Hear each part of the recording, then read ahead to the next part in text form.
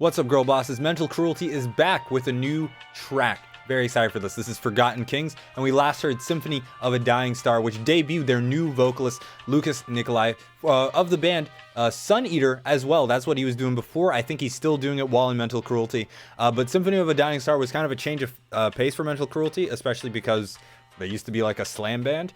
But their latest album, A Hill to Die Upon, was very black and deathcore, and, you know, Symphony of a Dying Star was no different, except way more on the black metal influence and way more faithful on the black metal influence. It was almost like that sort of that folky black metal subgenre tied into deathcore, which I thought was really interesting, really unique, because not a lot of people do that, if any.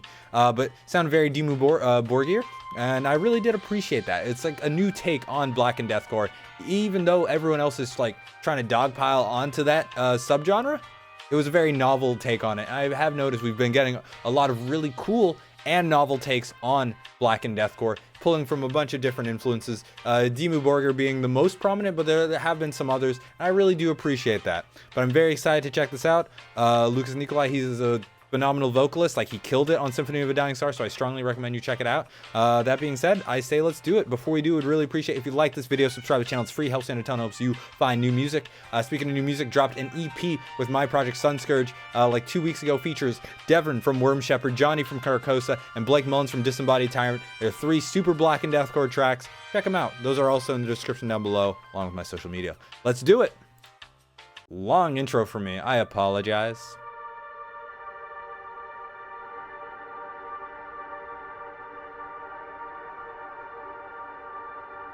For the last music video, they were in a cold-ass lake.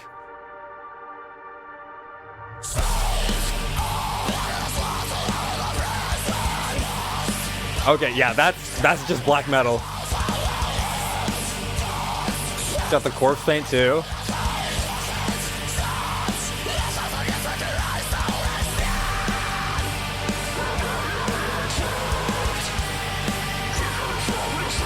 I like that. I like that.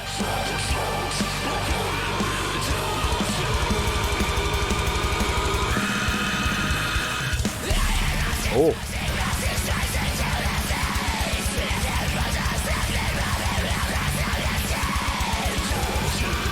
Yeah, again, very DIMMU.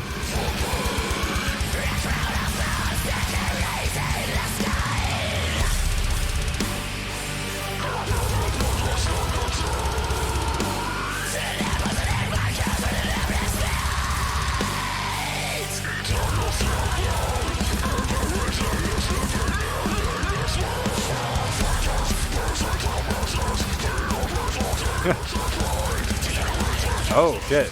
It's kind of manifesting like Carrick Anger and Deathcore. Not as theatrical though. Not as theatrical yet.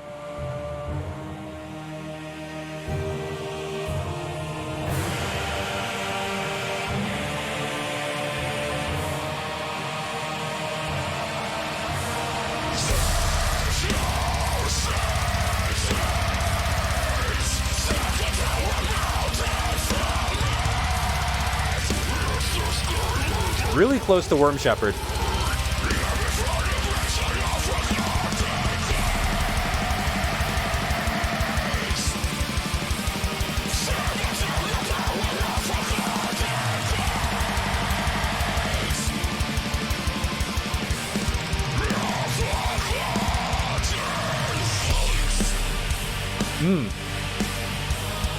Nice way to tie in that intro riff. That was really smooth.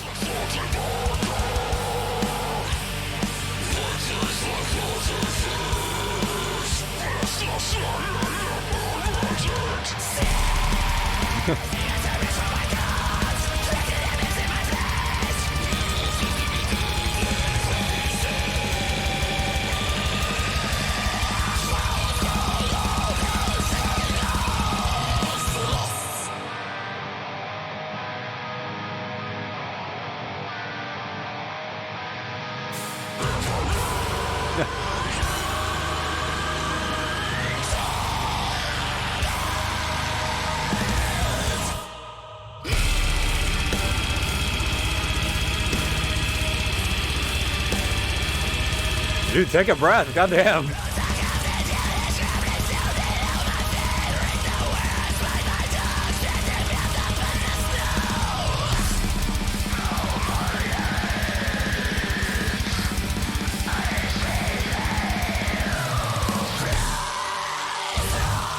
Oh.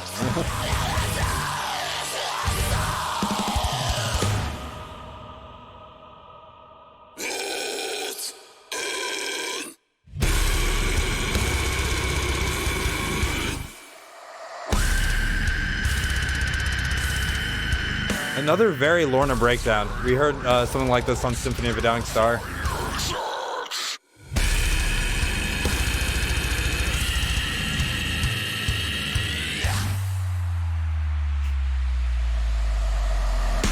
Oh.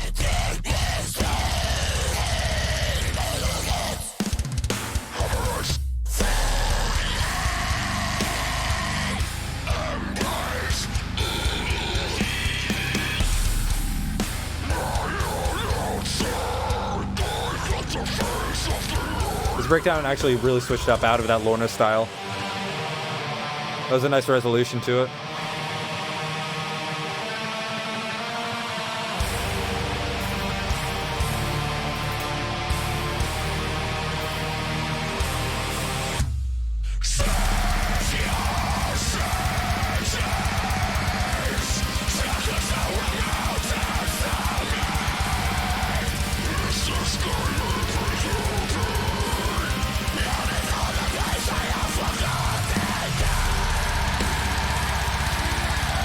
He said the line. He said Forgotten Kings. He did it again.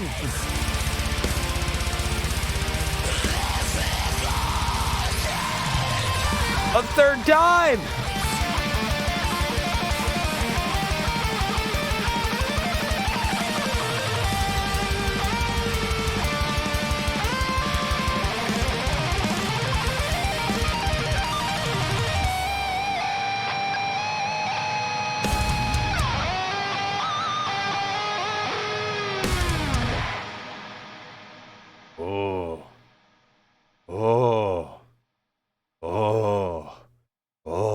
That was interesting because I feel like so Symphony of a Dying Star had quite a bit of like folk influence in the context of how folk has been introduced in black metal in isolation. You know, like what 20? No, more than 20 years ago. That'd be like 30 years ago. Jesus. But yeah, this song is definitely like big DIMMU BORGIR influence mixed with deathcore. Dropping sort of that folk side. Even DIMMU BORGIR had a lot of folk, especially in their earlier stuff, that they also later dropped and sort of got past. But yeah, very DIMMU influence. I think, I don't know, I feel like what we're seeing here is there are definitely parts where I'm like, oh, that's kind of Lorna, or that's kind of Worm Shepherd. I do think that is probably a byproduct of all three of these bands, Mental Cruelty, Lorna, Worm Shepherd, all being all taking influence from DIMMU. So then when you manifest in deathcore, it sort of manifests very similarly. And I also do think, like, you know, the evidence of this is that Mental Cruelty dropped their album A Hill to Die Upon in 2021, and a lot of these elements were very present. But here it's much more amplified. There's much more of like, it definitely enters that black metal sound, or it enters that black metal sound. Jeez, really creating a very erotic image for just like defining a genre here. I don't know where that came from. And put that thing away. Put that thing away. Anyways, I think by sort of like tipping the balance from more black metal to deathcore, or more black metal than deathcore, in the context of DIMMU BORGIR influence, definitely made it gave the song a more of a Worm Shepherd vibe than before. And then when it's sort of the other way, where it's a little more deathcore than black metal, it gets that sort of Lorna sound. Though I feel like these sounds are all occurring convergently. It's not like versus like in series. It's not Mental Cruelty taken after Lorna or Mental Cruelty taking after Worm Shepherd. It just happens to be very similar influences, and that's how I understand it. But it's interesting. It feels like definitely in black and deathcore at the moment, that DIMMU influence is huge. It's huge. I think popularized by Lorna, but bands have been taking influence after DIMMU for a while, so I don't think other bands doing it is a result of Lorna popularizing that sound, but rather just these guys are based. They like DIMMU. I mean, like, how could you not? So that is something to consider. There are a few other black and deathcore bands where we have seen black metal influence outside of DIMMU. Very refreshing. I mean, like, it's a very rich genre, 40-year history. Everyone's like, I need my own sound. I can't sound like anyone else. I need the 5 listeners, and then I've really made it as a black metal artist. So like, we haven't really seen Emperor influence. Actually, I have a hot take, which is that Defamed has Emperor influence. So it's like an Emperor fusion with deathcore. I don't know if we've heard anything fusing Immortal. We've heard some Mayhem. That's like kind of like the skeleton of like black and deathcore, right? That's like probably one of the most fundamental influences you can incorporate from black metal into deathcore, like Mayhem influence. I mean, like, that is such a, like, a staple name in the in the community. Cradle of Filth, that's kind of in parallel with DIMMU BORGIR, like, right, very similar. Carrick Engren, we're getting later in the years. That is sort of a successor to DIMMU, where they really add some more theatrical elements and really sort of ramp up the speed and pacing of things. Who else we got that could be incorporated? Behemoth, of course. Behemoth into deathcore, I think, would be a very interesting fusion. Disembodied Tyrant has done some of that on their song The Divine Stigmata. It's very apparent. Who else? I mean, it's a very rich genre. If we want to get into like folk influenced black metal, you have Ulver, but only that one album they did. Ever since, if you don't know Ulver, which you likely don't, they had one like sort of folk black metal album with clean vocals, a little bit of screams. It was like kind of 50-50, which I thought was really unique, really novel. This came out years ago, like decades ago, but since then they've like turned into this sort of like more synthy sort of like 80s style band. They still put out music. It's just not black metal. It's not metal at all, honestly. But their early influence would be interesting to see incorporated with deathcore. I do feel like the sort of untapped gold mine of black metal that could be incorporated in deathcore is that sort of folk influenced black metal. Mental Cruelty, of course, did it with Symphony of a Dying Star. This song, they dropped that folk sound, but I do think that's an avenue that could be pursued, especially given the popularity of Viking metal. I mean, Ammon Amarth, a super popular band. I mean, like, they got people fucking rowing at their shows. They made a new move for metalheads to do.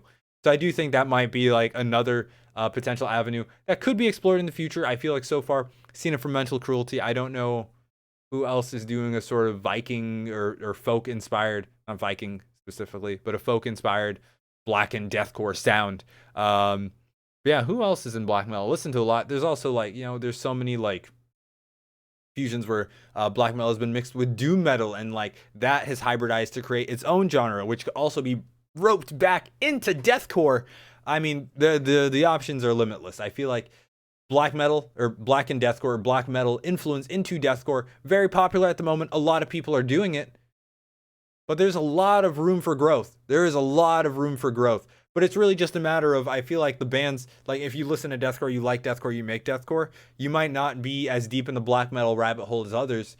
So I do feel like there might be a disconnect there, just in terms of the amount of people making black and deathcore. What are their influences going to be? We're seeing it that DIMMU is like the most popular one at the moment, but like how many people who listen to deathcore also listen to Bathory, even like Venom, like going, if you want to go really real far back, there's just something to consider. Me personally, fucking love black metal, big into black metal, but it is interesting seeing, especially because I've been listening to black metal longer than deathcore, these deathcore bands tapping into bands I've been listening to for a while, and sort of what hasn't been tapped into yet. So, you know, if you yourself want to make a black and deathcore project, you probably want to shy away from the DIMMU influence. You might maybe take a little bit of it, but look deeper. Really do your research into the genre, because there's a lot of history there. A lot of projects that never took off, but should have. I mean, if you do everything in your power to make sure only 5 people listen to your music, and it's like, should you have taken off? But I don't know. If you yourselves out there are considering making music, which I would strongly recommend, anyone can do it with the power of technology. Do your research. Look into to genres. If you're like, I want to do a black and deathcore, or even like some fusion of multiple genres, look into the history of the genres that you're incorporating.